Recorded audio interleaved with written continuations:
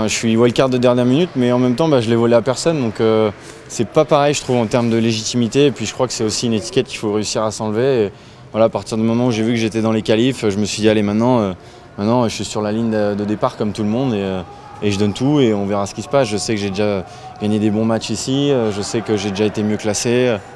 Donc voilà, j'ai rien à envier à personne. Non, j'y suis pas encore physiquement, je pense que je peux être encore un peu plus rapide, etc. Après, ouais, quand même, il y a des séquences qui sont bonnes. Je bats un mec qui est 130, là aujourd'hui au deuxième tour. Puis en vrai, le niveau de jeu, il faut juste le faire, c'est le niveau de jeu moyen qui compte parce que le niveau de jeu très haut, on l'atteint pas beaucoup par saison. Donc voilà, je suis surtout fier de la manière dont je me bats et dont je fais face avec une bonne attitude face aux blessures et ce que je suis en train de faire sur ce tournoi. Tu avais l'air très calme au moment du 40-0, mais je pense qu'intérieurement ça devait être infernal, non? Ouais, c'est dur. En fait, chaque point c'est une guerre, quoi. Donc c'est hyper dur. Puis j'ai un match facile et je sais qu'il est difficile et je sais qu'il est facile aussi. Donc forcément, quand je vois que je le rate et que je rate plein de matchs comme ça où je prends la bande et tout, après je me dis que 40-15, limite il y a 15-40. Donc c'est sûr que quand je fais une deuxième balle comme ça, milieu de carré, qui fait un bois et qui me la met tribune, c'est un soulagement, quoi. Est-ce que le fait d'avoir joué et perdu contre Radou il y a 2 mois à Murcie, est-ce que ça a été un avantage ou un désavantage, tu penses? Ni l'un ni l'autre, mais j'étais content de le jouer parce que je savais à quoi m'attendre surtout. Donc voilà, je savais que ça allait être long. Radou il manœuvre bien, il joue pas forcément très vite, mais qu'est-ce qu'il est précis et puis il se bat jusqu'au bout. Donc voilà, à chaque fois il y a eu des grosses batailles contre lui et je suis content d'avoir gagné celle-là. Si on suit bien la programmation d'aujourd'hui, ça veut dire que tu jouerais sur le Lenglen, tous les Français jouent sur le Lenglen demain, vendredi contre Zizouberg. J'attends que ça, hein. Moi on m'a mis sur le 8 et sur le 13, alors moi j'aimerais bien jouer sur le Suzanne Lenglen, hein. Si vous avez un tips pour le donner à l'organisation, il n'y a pas de problème. Non, ils vont mettre les Français, ça paraît. J'espère bien, je sais pas combien il y en a au dernier tour, mais s'il y en a 4, ils mettent les 4 et puis voilà. Il y a Barrière, il y a Greg et moi. Greg il joue demain. Ah, il joue demain, ok. Ils sont 3 à jouer demain, donc il y a que toi, ça dépend de ce qui se passe en Ok. C'est cool, quoi. Écoute, j'ai pas le contrôle, mais c'est sûr que jouer sur le Lenglen, ça me ferait rêver. Et si demain au tirage au sort, on voit que Djoko ou Nadal ou Alcaraz tombent sur un qualifié, on regarde pas ça? Non, parce que moi je joue Zizouberg, quoi.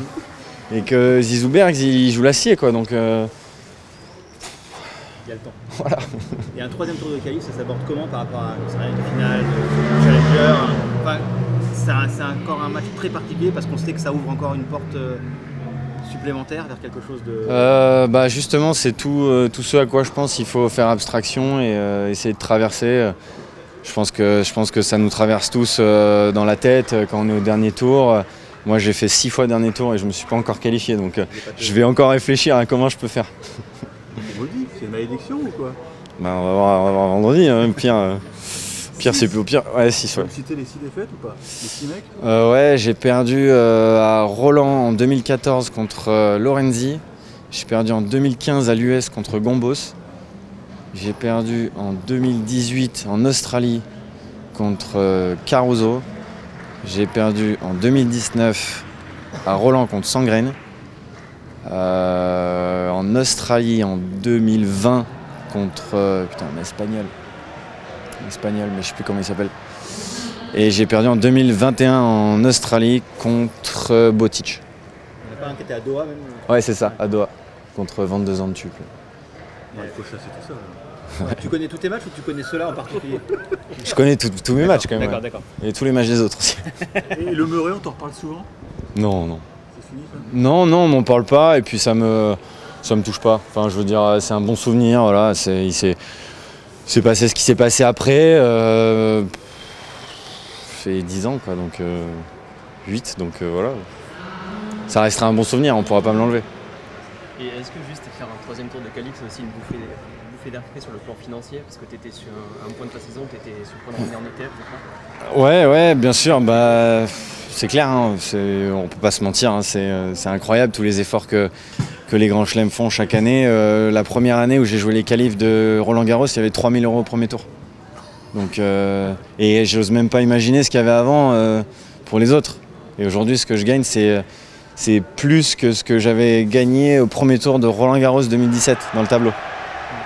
Donc merci à toute l'organisation et les grands chelems, l'ATP, de faire en sorte qu'il y ait beaucoup d'argent sur des tournois comme ça qui comptent beaucoup pour beaucoup de joueurs.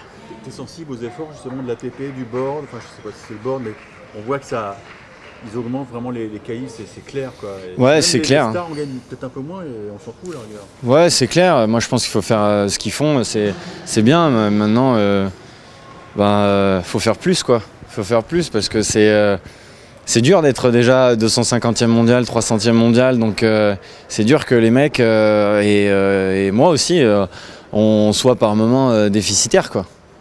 Mais c'est comme ça, moi je connais la règle donc je m'en plains pas. T'as souvent été dans le rouge financièrement ? Non, j'ai de la chance.